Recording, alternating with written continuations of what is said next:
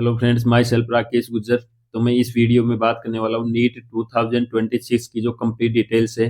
जैसे NEET exam date होगी, application form की डेट होगी, एलिजिबिलिटी क्राइटेरिया है, उससे related complete details, important instructions हैं एंड डॉक्यूमेंट्स क्या क्या चाहिए, उससे रिलेटेड मैं आपको डिटेल से बताने वाला हूँ। तो वीडियो को स्किप मत कीजिएगा, लास्ट तक कंप्लीट वीडियो को देखिएगा ताकि आपको कोई भी डाउट्स न रहे।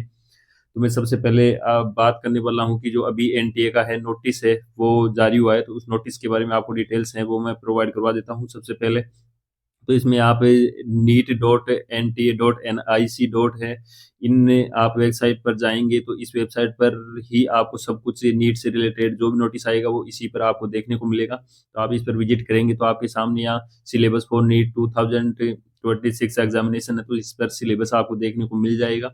सिलेबस आप डाउनलोड कर सकते हैं, वैसे सेम ही, इतना कोई चेंज नहीं है, बट फिर भी आप देख सकते हैं।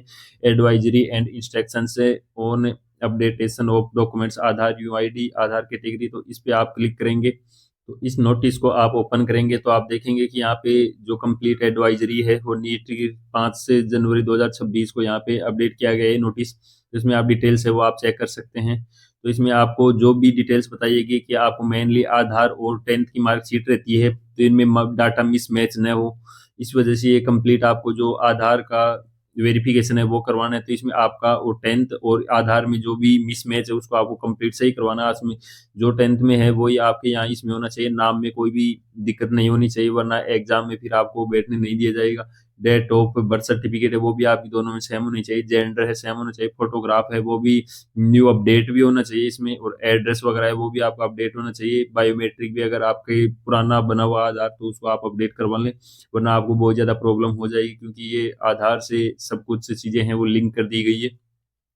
तो आप ये आधार है वेरीफाई करवा लें। डिसेबिलिटी वाला है तो ये सर्टिफिकेट बनता है UDID, ये भी आप सर्टिफिकेट बनवा सकते हैं जिनका डिसेबिलिटी कोटा लगता है। और ये कैटेगरी सर्टिफिकेट है, तो इससे रिलेटेड भी आपको, जैसे अब नीट का फॉर्म है आप फिल करेंगे तो उस टाइम आपसे कैटेगरी सर्टिफिकेट है वो मांगा जाता है, तो वो वैलिड है। जैसे SC ST रहता है उनके लिए तो ये रिक्वायर्ड नहीं रहता है अपडेट करवाना, बट जो OBC और EWS कैटेगरी है उसके लिए अपडेट करवाना मैंडेटरी रहता है। तो आप अभी बनवा सकते हो या तो न्यू, या फिर ऐसा रहता है उस टाइम है वो डिक्लेरेशन भी लगा देते हैं वहाँ पे स्टूडेंट्स, तो डिक्लेरेशन लगा के डायरेक्ट है वो फॉर्म फिल कर देते हैं।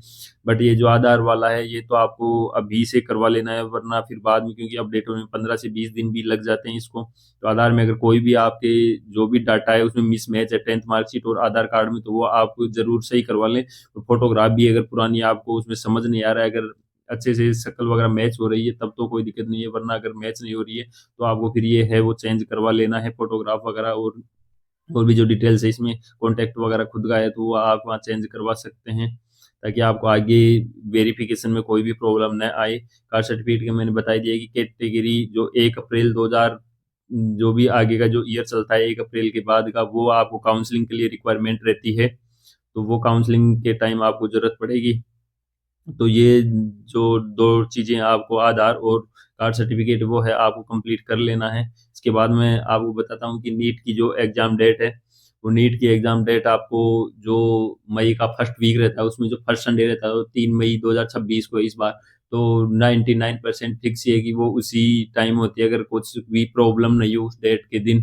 देखिए एप्लीकेशन फॉर्म है तो जो जनवरी लास्ट वीक या फिर आपकी फरवरी फर्स्ट वीक तक है एप्लीकेशन फॉर्म है, उनकी डेट है वो लॉन्च कर दिए जाएंगे।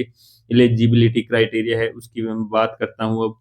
तो नीट के लिए कौन कौन एलिजिबल होगा, तो उसमें आपका मैंडेटरी है कि 10+2 है, आप इक्विवेलेंट, आप जो 12th पास है वो उसमें फिजिक्स केमिस्ट्री और बायोलॉजी या बायोटेक्नोलॉजी से आप किए हुए होने चाहिए। 11th में आपके सब्जेक्ट चेंज हो सकता है, बट 12th में आपको मैंडेटरी है कि यही सब्जेक्ट होने चाहिए। मैथमेटिक्स इसमें काउंटेड नहीं है नीट के लिए।